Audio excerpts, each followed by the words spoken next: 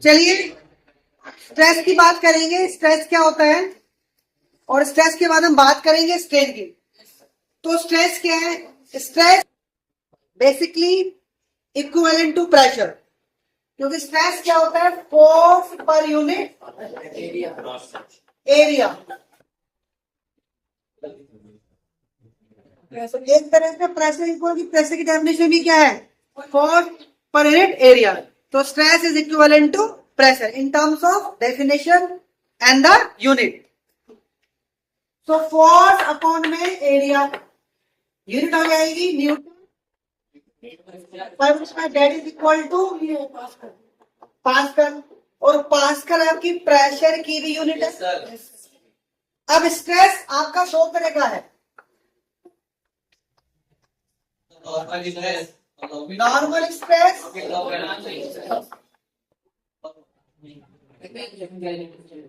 Tangential stress. दोनों को समझिए।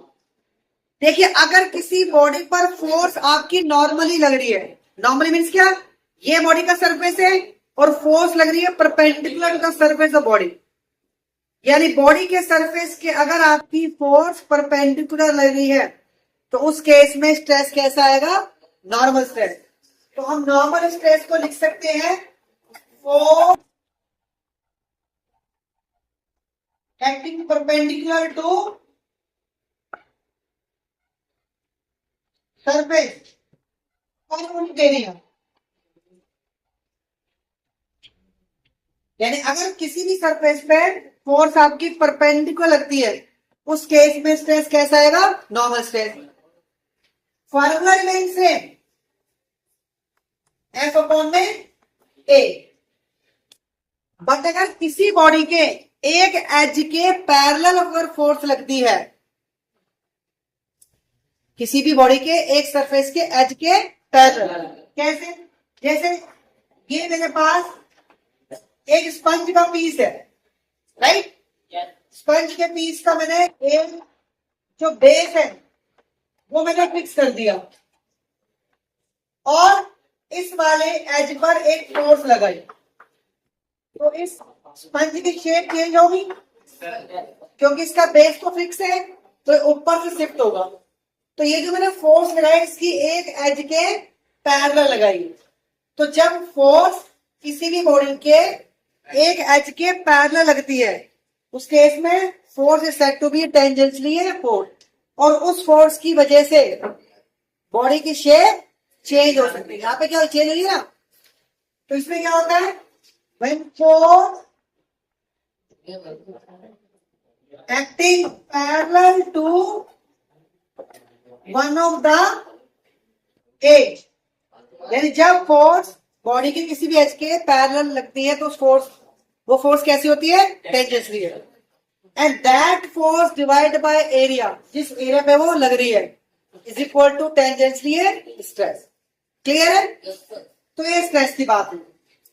अब बात करें स्ट्रेन।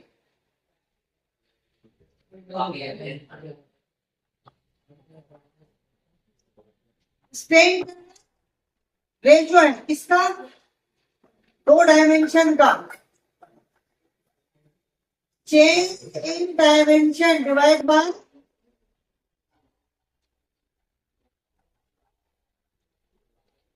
और इज द डायमेंशन। रेशियो है किसका? डायमेंशन का। तो चेंज डायमेंशन डिवाइड बाय और is the dimension means length हो सकती है, एरिया हो सकता है, वॉल्यूम हो सकता है। क्योंकि जब एक्सटेंशन हो रहा है तो एक्सटेंशन मैंने बताया था कि लेंथ में ना होके दूसरी टर्म्स में हो सकता है, एरिया में हो सकता है, वॉल्यूम हो सकता है। तो स्ट्रेंथ आपका तीन तरह का होता है।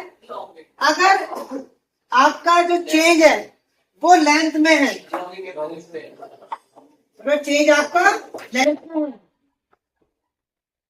तो we have longitudinal strain, longitudinal strain.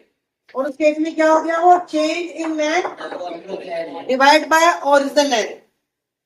Change in dimension, dimension क्या हो गई? Length. So change in length that means delta L divide by original length. Second,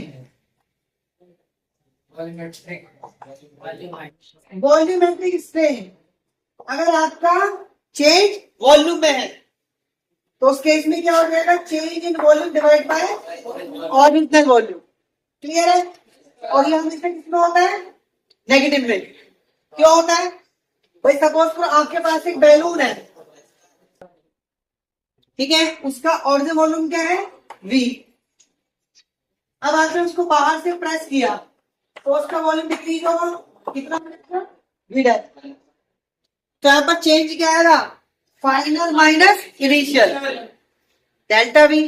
final छोटा है इनिशियल से तो डेल्टा V क्या आएगा, नेगेटिव आएगा।